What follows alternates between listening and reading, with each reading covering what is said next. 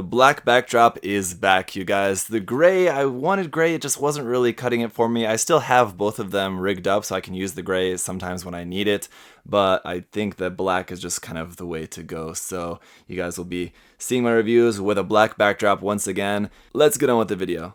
Hey, what's going on, guys? Today we are taking a look at the Master Grade Gundam F91 version 2.0. And I know the first thing you're going to say is, where is the F91? The big red F and the 91 on the shoulders. I didn't put those on because those are dry transfer decals that you only get one of. And I'm not going to put them on the bare plastic kit before it's painted because I'll eventually try to paint this kit someday, and yeah, so I might want to use them at that point, so I'm not going to have them on right now. But anyway, I'll show you guys the decal sheet again here in a bit. Just know that you have that. We'll talk about that when we talk about everything else that you get with the kit. But as always, guys, just want to start off by saying a big thank you, as always, to USA Gundam Store for making this review possible. Guys, do check the link to their store down below. You can get this kit and everything else there for 10% off if you use my coupon code there, which is in the description. Thank you to them for that. All right, and let's get into it. This kit, very, very nice. I've never built the original Master Grade F91 Gundam, so I can't compare it. I've heard that it's really not that bad, though, so I don't think that this one was really due for a 2.0, but whatever the case, we got a 2.0 of it. So here it is. It's got some interesting features in it, interesting trade-offs with the original, and overall I think it's a very, very nice kit. If you like the Gundam F91 just in its design, or you're a fan of the movie, or anything, if you just think that this looks cool, then you're going to love this kit, because it's a very, very nice kit. I will say, one warning straight off the bat is there's a lot of really tiny parts in this. If you're the kind of person who doesn't like really tiny parts, like for example, you don't like building RG kits because they have a lot of little tiny parts that are just kind of hard to work with, this kit has a lot of those. It was really kind of tricky even at some points, some of the tiny parts that this kit has, so just be careful with that. It's not the kind of thing that I think like you would necessarily be worried about breaking, although there's a few of those, like especially the V-fin as well. It's quite tiny and very fragile, but just little tiny parts that if you just hold it the wrong way and it shoots out of your fingers, it's gonna be gone. So just be careful with that. So let's get into it and start off by taking a look at the articulation, and I'll try not to lose any of the small pieces. I don't think anything will pop out. It's one thing I've noticed. There's a lot of tiny pieces, but overall the kit feels very solid, which is nice. So the head will go up to there. Very nice movement there with a double joint in the neck. Nice detail even there up inside of there, and then down to there as well. So head articulation, very nice. Here in the stomach section, it's really hard to see, but you have that kind of like very bronze, orangish gold parts inside of there, as well as here on the back where they're much more noticeable. And then here in the little vents in the legs, which they're also barely noticeable, but it just makes for a really very nice little accent. So if you're building this kit just straight out of the box, throw a little bit of panel lining in there on what tiny little details it does have. Give it a coat of top coat, and it's going to be looking very, very nice, I think, just straight out of the box with just little bits of detail like that. Just all the little black bits that you can see poking out of just like the inner frame where it shows out through parts of the armor and everything. Looks very, very nice. Anyway, back to the articulation. We do have an option to use an LED unit in the stand for the stomach section, but it doesn't alter the posability here, so you still have a nice crunch there in the stomach. The cockpit hatch does open, simple as it is. It just slides open there like that. We do have a seated pilot figure down inside of there. Going to be pretty hard to see, but it's there. We have some side-to-side motion here in the torso as well, but it's kind of like at the base rather than the center, so you can move that a little bit off to the side here and there, and then of course rotate as well. For the shoulders, they have a really nice forward swinging gimmick all the way to there, so plenty far forward.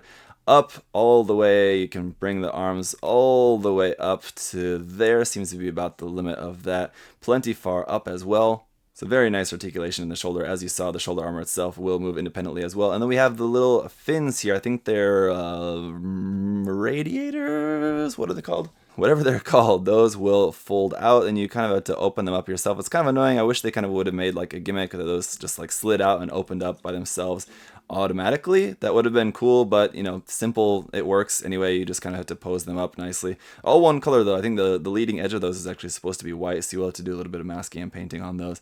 But it's a nice little detail, a nice gimmick. Again, if you're a fan of them, we'll see, it's a kind of iconic thing that kind of has to be included with that. Otherwise, the arm just works pretty normally, just rotation there at the top, double joint at the elbow, gives you a pretty full bend there all the way up, and then the wrist is just on a ball joint. Then the hands are, the thumb is on a ball joint, and then the fingers are swappable, so you have the different swap out type fingers. But the connection is a little bit different, which I think is much more useful in this case. The connection for them I found on other kits that have a similar design as this. It's kind of like not really very good, but this connection I think is more solid. So again, just the kit overall pretty solid feeling. For the beam shield attachment here, where there's a little sticker on there for that, which is unfortunate. Like parts like here on the leg, that's an actual yellow part, but here on the arm, that's just a yellow sticker, unfortunately. But that does pop out. It's pretty cool gimmick how that pops out there, and then you'll attach the beam shield here around there for that. So we'll get to that here in a bit. The front skirts as well look fantastic with a little bit of black poking through there and then the little orange parts stuck in there.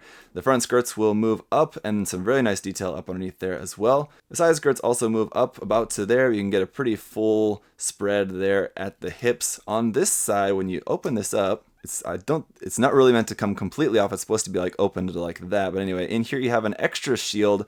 Now, I'm not really sure what you're supposed to do with this because you can't attach it onto this arm. You can't really do anything with that, but I'm sure this is maybe something from the series or anything. Actually, to be honest, I've never watched a Gundam F91. I think I tried watching it once, but I just really wasn't into the mobile suit designs, and so I just kind of gave up watching it. And here on the other side, this pops open. I want to do it gently because it's kind of very easily just like pops off, but there's a little gimmick in there which will allow you to bring this out. It's just on a ball joint, so you can kind of move that around. And stored inside there are two beam saber handles, small as they are, but you can pull those out. We've got beam saber effect parts. Might as well just show you now while I'm on the subject. Here they are. They're just in a really bright fluorescent clear green, which is very cool. We've got two of those.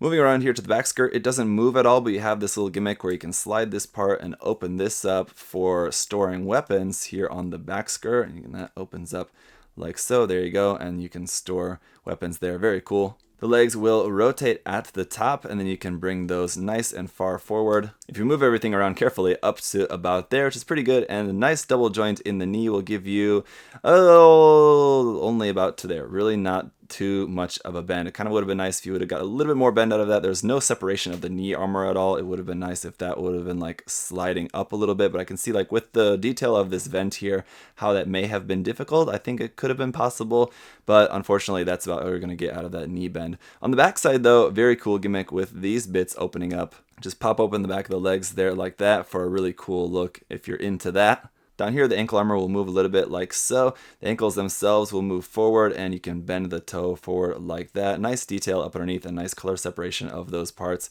The ankle will move back really only about to there, and the toes don't point down at all, unfortunately. So that's kind of a point of articulation. I wish we could point the toes down just a little bit more or something.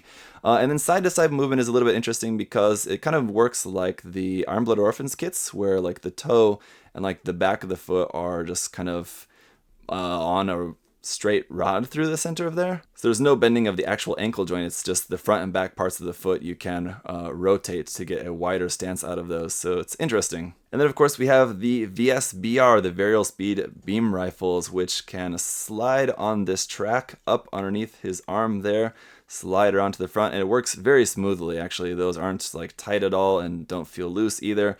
Works very nice. Up underneath, you just pop out the handle there, and you can try to hold on to that. I think that's probably going to be quite tricky to do, though. But what you can also do is extend this out like that. So extend that, and then pull down this handle, and there you go. You can hold on to that. I'll try it out here in a bit, but I think that should work a lot better. I do like this just because it's so unique, and it's something that not a lot of Gundams have, something like that. And it's cool how that just kind of just slides back up there onto the back like that. It's a very interesting part of the design of this Gundam. Now, as we get into talking about what all is included with this kit, let's start here with the head, because you get two different heads with this kit. You get this one, which is a non-transforming head. The head is supposed to transform. This one doesn't, though, but you do have the option of which faceplate you want to use, the regular Gundam faceplate, or the one with a nose, which is really creepy and weird, and I don't really like it at all, but if you do, then you can use that with this non-transforming head. Then you also have this transforming head, and one thing that you'll notice right off the bat is that the colors of the parts for the Vulcans there are different. On this version, they're just gray. On the fixed pose head, you get actual little like orange parts for those. The other thing you'll notice is that this has a quite ugly seam right down the front of the mouth plate where that's going to split open, and yeah, it just kind of looks bad. So if you want to keep it in just like this regular normal Gundam face, just use, I think, just the fixed pose head, or even if you want to use the different face, just use the fixed pose head.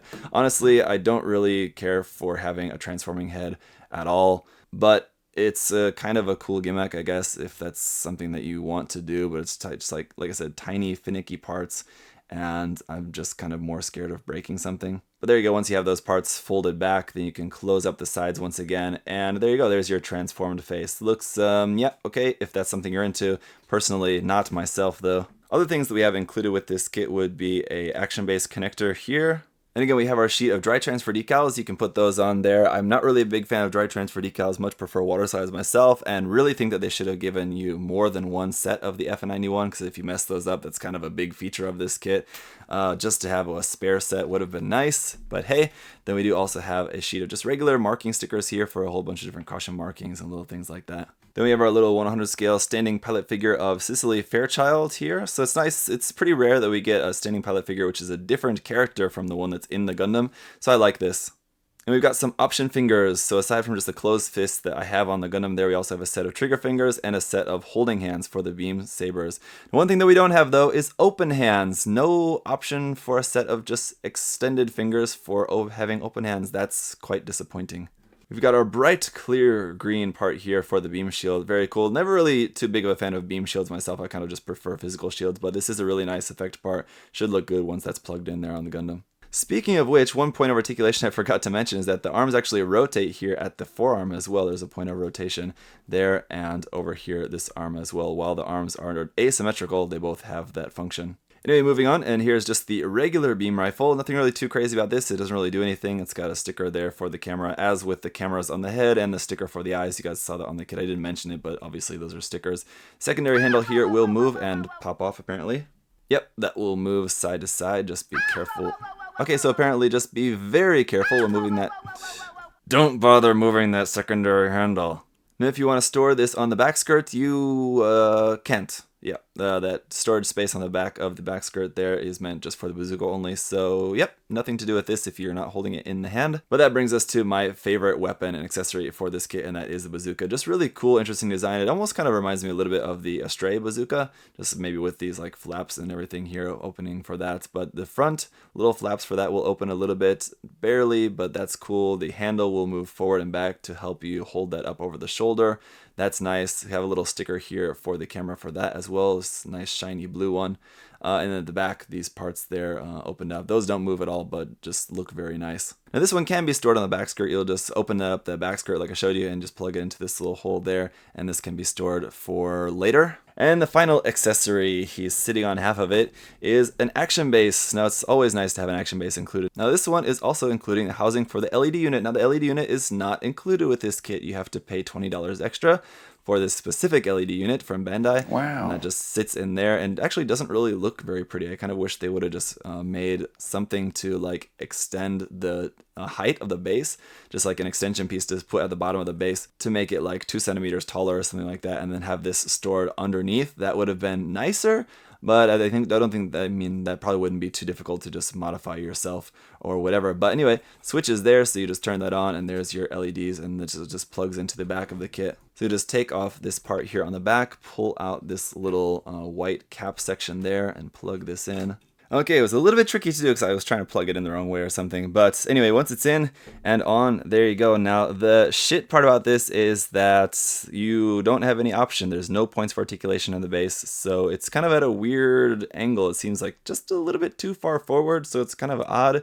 And so I wish that the base was in some way articulated. So you can see the little bit of light there shining through in the front. It's probably not very noticeable at all. I'll even try to bring this closer so you guys can see.